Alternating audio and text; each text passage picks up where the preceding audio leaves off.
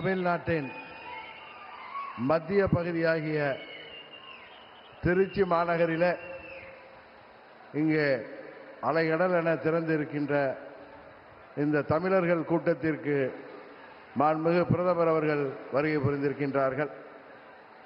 கடந்த 10 நாட்களுக்கு முன்பு மதுரையில் பாண்டிய நாட்டின் தலைநகரில் வைகைக்கரை ஓரத்தில் அன்றைக்கு மாண்புமிகு பிரதமர் அவர்கள் நம்மோடு மதுரை மண்டல மக்களை சந்தித்துவிட்டு சென்றார்கள். இன்றைக்கு சோழ வளநாட்டை வாழ்கின்ற தமிழ் கூறும் நன்மக்களை சந்திப்பதற்கு இங்கே திருச்சி மாநகரிலே வருகை புரிந்திருக்கின்றார்கள். தமிழ்நாட்டின் முதலமைச்சர் எல்லா கூட்டங்களிலும் சொல்லிக் கொண்டிருக்கிறார், எல்லா பேட்டிகளிலும் சொல்லிக் கொண்டிருக்கிறார், இது தமிழ்நாட்டிற்கும் டெல்லிக்குமான தேர்தல் என்று. அவருக்கு இந்த நேரத்திலே ஒரு விளக்கத்தை சொல்லிக்கொள்ள நாங்கள் விரும்பப்படுகின்றோம்.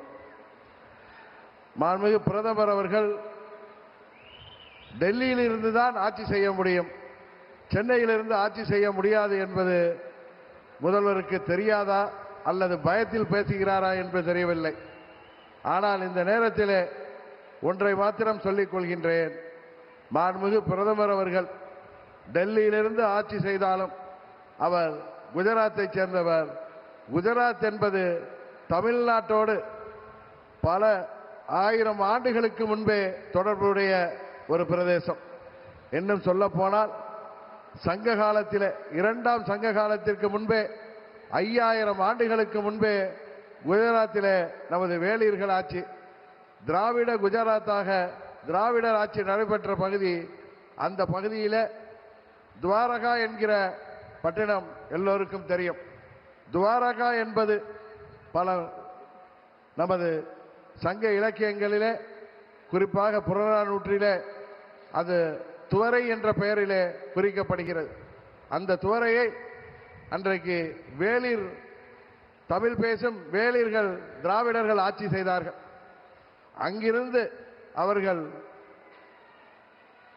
1500 ஆண்டுகளுக்கு பிறகு தமிழ்நாட்டிலே வந்து வேளிர் மன்னர்களாக ஆட்சி செய்தார்கள்.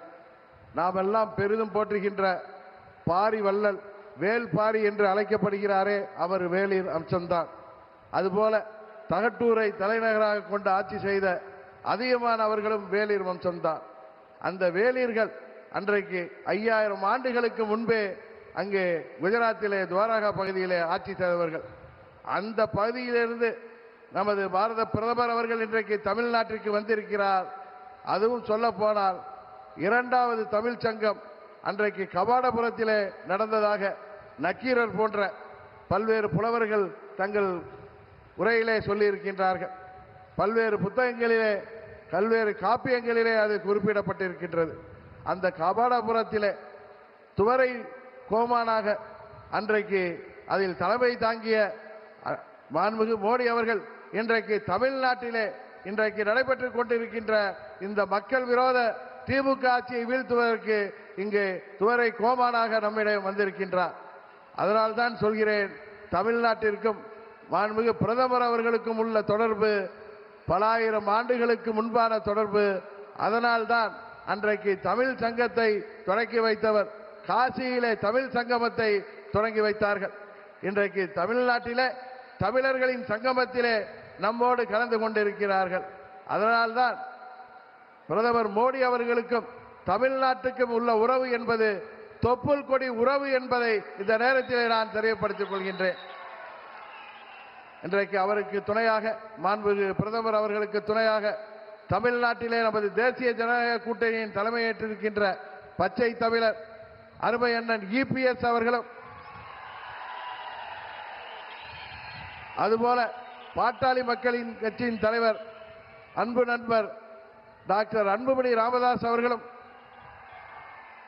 தமிழ் மாநில காங்கிரஸ் கட்சியின் தலைவர் அருமை சகோதரர் GK வாசன் அவர்களும் இங்கே, மற்றும் நமது தேசிய ஜனநாயக கூட்டணியைச் சேர்ந்த அனைத்து தலைவர்களும் இங்கே வருகை புரிந்திருக்கின்றார்கள். இந்த நேரத்தில் இங்கே கூடியிருக்கின்ற இந்த